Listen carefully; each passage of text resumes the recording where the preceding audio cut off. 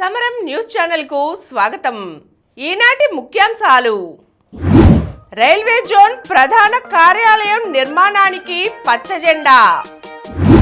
2026 మార్చి కల్లా నక్సలిజం నిర్మూలన. పోలవరానికి 2800 కోట్లు విడుదల చేసిన కేంద్రం.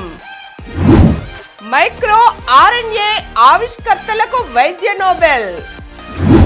ఇంటర్మీడియట్ విద్యార్థులకు 75% హాజరు తప్పనిసరి. పారామెడికల్ విద్య అంతా మాయా. మెటబాలిజం పెంచే ఆహార పదార్థాలు. ఈరోజు వార్తలను చూద్దాం. రైల్వే జోన్ ప్రధాన కార్యాలయం నిర్మాణానికి పచ్చజెండా. అమరావతికి ప్రపంచ బ్యాంక్ ద్వారా నిధులు సమకూర్చడానికి, పోలవరం తొలి దశ పనులు పూర్తి చేయడానికి ఇప్పటికే ఆమోదముద్ర వేసిన కేంద్ర ప్రభుత్వం విభజన హామీల్లో ముఖ్యమైన రైల్వే జోన్ ప్రధాన కార్యాలయం నిర్మాణానికి పచ్చజెండా ఊపింది. డిసెంబర్లో ప్రధానమంత్రి నరేంద్ర మోదీ చేతుల మీదుగా విశాఖపట్నంలో దీనికి శంకుస్థాపన జరగనుంది. ప్రధాని మోదీ, అశ్విని వైష్ణవులతో భేటీ అనంతరం ముఖ్యమంత్రి చంద్రబాబు ఈ విషయాన్ని ఎన్డీఏ కూటమి ఎంపీలతో వివరించారు. కేంద్రం వద్ద పెండింగ్లో ఉన్న సమస్యల పరిష్కారం కోసం సోమవారం సాయంత్రం ఢిల్లీకి వచ్చిన ముఖ్యమంత్రి చంద్రబాబు వెంటనే ప్రధాని మోదీని కలిశారు. సుమారు 1:15 నిమిషాల పాటు ఈ భేటీ సాగింది. ఈ సందర్భంగా చంద్రబాబు అమరావతి, పోలవరం నిర్మాణాలకు కేంద్ర ప్రభుత్వం సాయం, వైజాగ్ స్టీల్ ప్లాంట్ సమస్యకు శాశ్వత పరిష్కారం, ఇటీవల సంభవించిన వరదల కారణంగా జరిగిన నష్టాన్ని సరిదిద్దడానికి కేంద్రం సాయం గురించి చర్చించారు. కేంద్ర ప్రభుత్వ వికసిత భారత్ 2047 విజన్కు అనుగుణంగా ఆంధ్రప్రదేశ్ను తీర్చిదిద్దడానికి ఆంధ్ర 2047 విజన్ డాక్యుమెంట్ రూపొందిస్తామని ప్రధానితో వివరించారు. స్వాతంత్ర్య శతవసంతాలను నిర్వహించుకునే 2047 నాటికి ఆంధ్రప్రదేశ్ ఆర్థిక వ్యవస్థను $2.4 ట్రిలియన్ అమెరికన్ డాలర్ల స్థాయికి, తలసరి ఆదాయాన్ని $43,000 స్థాయికి తీసుకువెళ్లాలని లక్ష్యంగా పెట్టుకున్నట్లు వివరించారు. ఈ లక్ష్య సాధన కోసం కేంద్రం నుంచి తగిన సహాయ సహకారాలు అందించాలని విజ్ఞప్తి చేశారు. రాష్ట్రాభివృద్ధికి అతి ముఖ్యమైన జాతీయ రహదారుల ప్రాజెక్టులను మంజూరు చేయాలని, ప్రధానమంత్రి ఉజ్వల యోజనను ఆంధ్రప్రదేశ్లో మరింత మందికి విస్తరించేందుకు వీలుగా చేయూతనందించాలని విజ్ఞప్తి చేశారు. రాష్ట్రంలో రైల్వే మౌలిక వస్తువుల మెరుగుదలపైన చంద్రబాబు అశ్విని వైష్ణవ్తో చర్చించారు. వాల్తేరు డివిజన్ను యథావిధిగా ఉంచుతూనే విభజన చట్టంలో చెప్పిన దక్షిణ కోస్తా రైల్వే జోన్ ప్రధాన కార్యాలయానికి శంకుస్థాపన చేసి ప్రజల ఆకాంక్షలను నెరవేర్చండి. విశాఖపట్నం, అమరావతి మధ్య కొత్త రైల్వే లైన్ మంజూరు చేసి 2 ఏళ్లలోపు పూర్తి చేయండి. మచిలీపట్నం, అమరావతి మధ్య కొత్త లైన్ మంజూరు చేయండి. ఆంధ్రప్రదేశ్ కోస్తా తీరమంతటా రైల్వే అనుసంధానాన్ని మెరుగుపరిచేందుకు వీలుగా హౌరా, చెన్నై లైన్ సామర్థ్యాన్ని పెంచండి.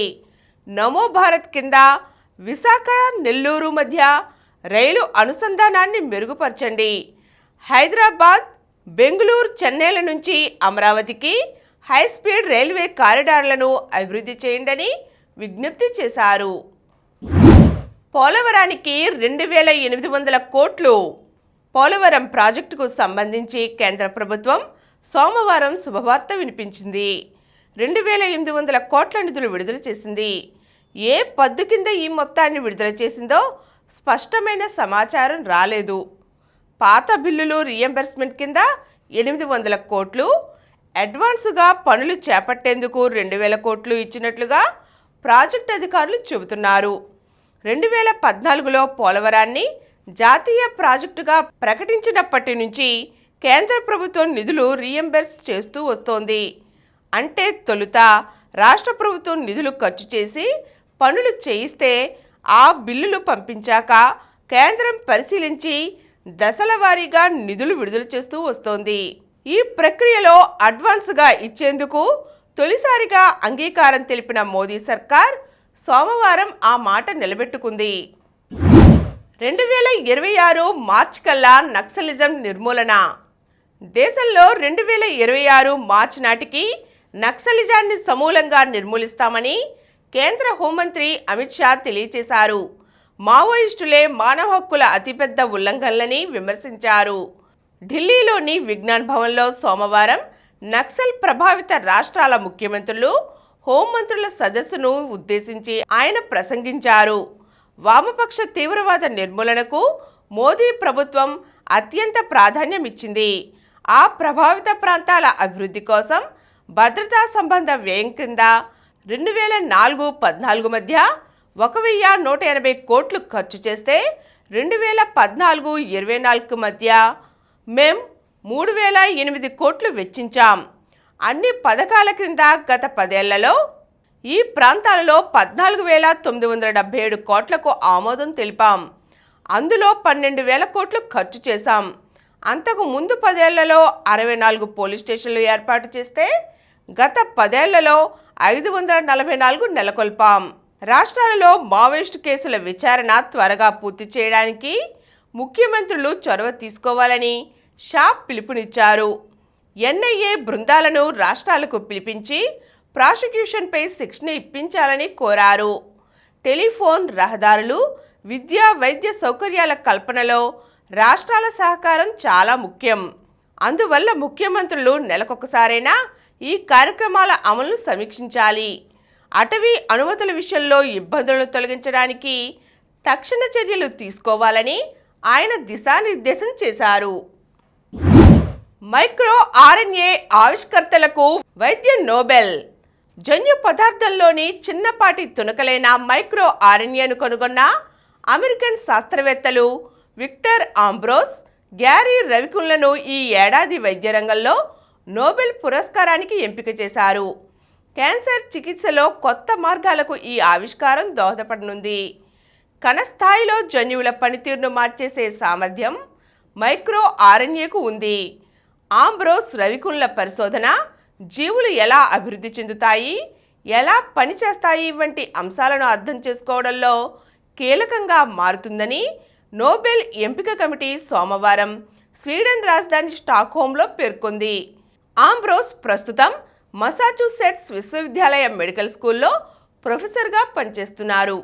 ఆయన హార్వర్డ్ విశ్వవిద్యాలయంలో ఉండగా మైక్రో ఆర్ఎన్ఏపై పరిశోధనలు చేశారు. రవికున్ ప్రస్తుతం హార్వర్డ్ మెడికల్ స్కూల్లో జన్యుశాస్త్ర ప్రొఫెసర్గా ఉన్నారు. మసాచుసెట్స్ జనరల్ ఆసుపత్రితో పాటు హార్వర్డ్ మెడికల్ స్కూల్లో ఆయన పరిశోధనలు సాగించారు. నోబెల్ పురస్కారం క్రింద దక్కే $10 లక్షల విజేతలిద్దరికీ పంచుతారు. ఆంబ్రోస్, రవికున్లు తమ పరిశోధన ద్వారా జన్యు నియంత్రణ అనే కొత్త సూత్రాన్ని వెలుగులోకి తెచ్చారు. బహుళ కణజీవులకు ఇది చాలా ముఖ్యం. నిజానికి ఈ శాస్త్రవేత్తలిద్దరూ జన్యు పరిణామాలను నియంత్రిస్తూ తద్వారా సరైన సమయంలో కణాలు వృద్ధి చెందేలా చూసే జన్యువులపై తొలుత ఆసక్తి ప్రదర్శించారు. ఇందుకోసం వారు జన్యు మార్పిడి చేసిన 2 రకాల కీటకాలపై పరిశోధన చేశారు. వీటిలో ఉత్పరివర్తన చెందిన జన్యువులు వాటి పాత్రను గుర్తించాలనుకున్నారు. అయితే అంతిమంగా జన్యువులను మైక్రో ఆర్ఎన్ఏ నియంత్రిస్తున్నట్లుగా వీరు కనుగొన్నారు. కణ స్థాయిలో జన్యువుల పనితీరును నియంత్రించడంలో సాయపడటం ద్వారా క్యాన్సర్ వంటి వ్యాధుల చికిత్సకు మైక్రో ఆర్ఎన్ఏ కొత్త మార్గాలను తెరిచింది. క్యాన్సర్ విషయంలో కాలక్రమంలో ఒక నిర్దిష్ట జన్యువు మార్పు చెందే అవకాశం ఉంది. తద్వారా దాని క్రియాశీలత పెరుగుతుంది. ఇదే క్యాన్సర్కు దారితీస్తుంది. దీనికి విరుగుడుగా ఈ జన్యువుకు సంబంధించిన చర్యలను మార్చే వీలున్న మైక్రో ఆర్ఎన్ఏను క్యాన్సర్ కణాల్లోకి చేరవేయాలి. తద్వారా ఆ జన్యు చర్యలను నిలువరించవచ్చునని లండన్లోని ఇంపీరియల్ కాలేజీ పరిశోధకురాలు క్లారీ ఫ్లెచర్ తెలిపారు. పారామెడికల్ విద్య అంతా మాయా. వ్యాధి నిర్ధారణ చేయవలసిన ల్యాబ్ టెక్నీషియన్లు ప్రాణాంతకమైన గుండె జబ్బుల నిర్ధారణలో కీలకమైన ఈసీజీ, కార్డియాలజీ టెక్నీషియన్లు, క్యాన్సర్ చికిత్సలో ఎంతో ప్రాధాన్యమున్న రేడియేషన్ టెక్నీషియన్లు, ఇలా వైద్య చికిత్సల్లో పారామెడికల్ సిబ్బందిది కీలక పాత్ర. కానీ వారిని తయారు చేయవలసిన పారామెడికల్ డిప్లొమా కోర్సుల నిర్వహణ రాష్ట్రంలో అస్తవ్యస్తంగా తయారైంది. బోధన ప్రమాణాలను పూర్తిగా గాలికి వదిలేశారు. అర్హతలున్న బోధకులు లేరు, ల్యాబ్లు ఉండవు, ప్రయోగాలు చేయించరు, తనిఖీలకు వచ్చేవారికి ముడుపులిచ్చి అంతా బాగుందని నివేదికలు ఇప్పించుకుంటారు. అసలే అంతంత మాత్రంగా ఉన్న వీటి నాణ్యత వైకాపా పాలనలో పూర్తిగా పడిపోయిందన్న విమర్శలు ఉన్నాయి. కొత్త ప్రభుత్వం ఈ కోర్సుల నిర్వహణ తీరు, బోధనా ప్రమాణాలు మెరుగుపరిచేందుకు ప్రత్యేక కమిటీ ద్వారా అధ్యయనం చేయించి దిద్దుబాటు చర్యలు వెంటనే తీసుకోవాల్సిన అవసరం ఉంది. ఇంటర్మీడియట్ విద్యార్థులకు 75% హాజరు తప్పనిసరి. ఇంటర్మీడియట్ విద్యార్థుల హాజరుపై స్పష్టతను ఇస్తూ బోర్డు కార్యదర్శి కృతికా శుక్లా సోమవారం ఉత్తర్వులు జారీ చేశారు. మొదటి, రెండో ఏడాది చదివే రెగ్యులర్ విద్యార్థులకు 75% హాజరు తప్పనిసరిగా ఉండాలని స్పష్టం చేశారు. 75% కంటే తక్కువ ఉంటే అపరాధ రుసుము చెల్లించాలని పేర్కొన్నారు. 60 నుండి 65% ఉంటే 2000, 65 నుండి 70% ఉంటే 1500, 70 నుండి 75% ఉంటే 1000 రూపాయల అపరాధ రుసుము చెల్లించాలి.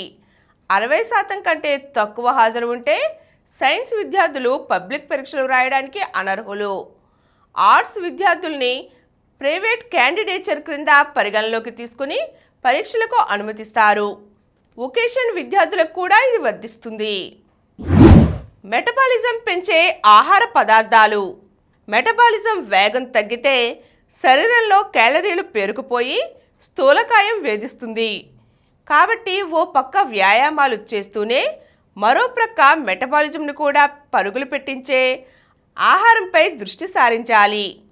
మెటబాలిజం పెరగాలంటే ప్రోటీన్లు ఎక్కువగా, కాంప్లెక్స్ కార్బోహైడ్రేట్లు పరిమితంగా, మంచి కొవ్వులు తక్కువగా తీసుకోవాలి.